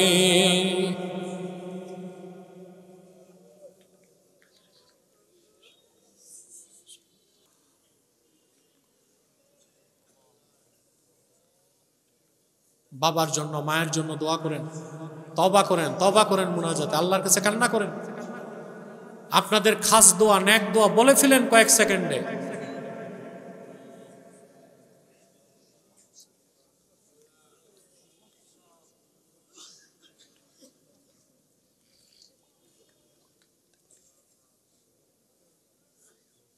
আমার জন্য দোয়া করবেন আমার এক ভক্ত এসেছেন জাফর তার মায়ের দুরারোগ্য ব্যাধি দোয়া করবেন আল্লাহ যেন তার মাকে পূর্ণ সুস্থ করে দেন اللهم إنا نتوسل إليك بوسيلة حبيبك المحترم نبيك الخاتم سيدنا وسيد الأبرار نبينا نبي الأنبياء محمد بن عبد الله نبي الله رسول الله صلى الله عليه وسلم الذي أكملت به قصر النبوة وحكمت لا نبي بعده وأعلنت في القرآن بالبرهان أن محمدا صلى الله عليه وسلم خاتم النبيين والمرسلين قبل 1500 سنة وصلى الله تعالى على خير خلقه نبينا محمد نور الله وعلى آله وصحبه أجمعين برحمتك يا أرحم الراحمين